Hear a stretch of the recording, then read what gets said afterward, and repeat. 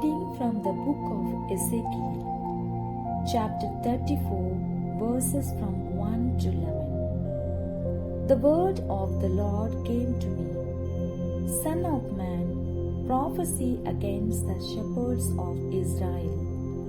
Prophesy and say to them, even to the shepherds, thus says the Lord God, who, shepherds of Israel, who have been feeding yourselves. Should not shepherds feed the sheep? You eat the fat, you clothe yourselves with the wool, you slaughter the fatlings, but you do not feed the sheep. The weak you have not strengthened, the sick you have not healed, the crippled you have not bound up, the strayed you have not brought back, the lost you have not sought, and with force and harshness you have ruled them. So they were scattered, because there was no shepherd, and they became food for all the wild beasts. My sheep were scattered, they wandered over all the mountains and on every high hill. My sheep were scattered over all the face of the earth, with none to search or seek for them. Therefore, you shepherds, hear the word of the Lord. As I live, says the Lord God, because my sheep have become a prey, and my sheep have become food for all the wild beasts, since there was no shepherd, and because my shepherd have not searched for my sheep, but the shepherds have fed themselves, and have not fed my sheep. Therefore, you shepherds, hear the word of the Lord.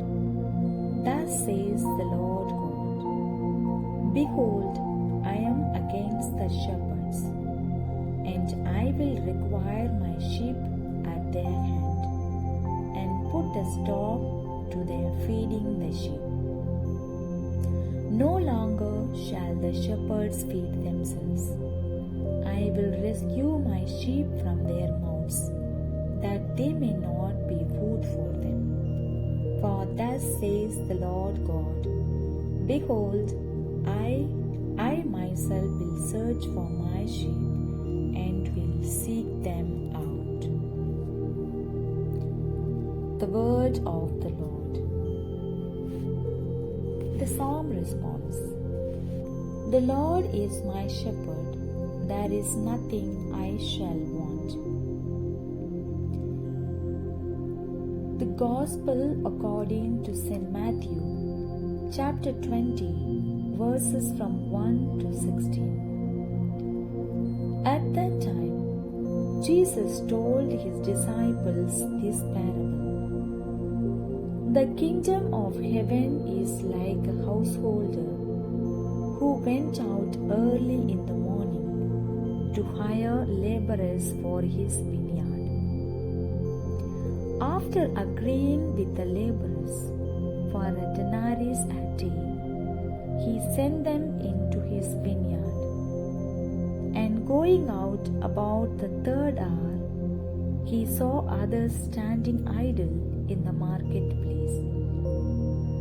And to them he said, you go into the vineyard too, and whatever is right I will give you. So they went. Going out again about the 6th hour and the 9th hour, he did the same. And about the 11th hour, he went out and found others standing. And he said to them, why do you stand here idle all day? They said to him, because no one has hired us. He said to them, You go into the vineyard too. And when evening came, the owner of the vineyard said to his steward, Call the laborers and pay them their wages, beginning with the last up to the first. And when those hired about the 11th hour came, each of them received a denarius. Now, when the first came, they thought they would receive more, but each of them also received a denarius. And on receiving it, they grumbled at the householder, saying, These last worked only 1 hour, and you have made them equal to us, who have borne the burden of the day and the scourging heat. But he replied to one of them, Friend, I am doing you no wrong. Did you not agree with me for a denarius? Take what belongs to you and go. I choose to give to this last as I give to you. Am I not allowed to do what I choose with what belongs to me? Or do you begrudge my generosity? So the last will be first and the first will be last. The Gospel of the Lord. In the parable of the workers in the vineyard shows that everyone who opens their heart to God receives His love and forgiveness, regardless of when they come to Him. The workers in the vineyard start a few in the morning, and others begin their work in the evening. Yet they all receive the same pay. This may appear unfair, but it shows how forgiving and loving God is and how His everlasting love is.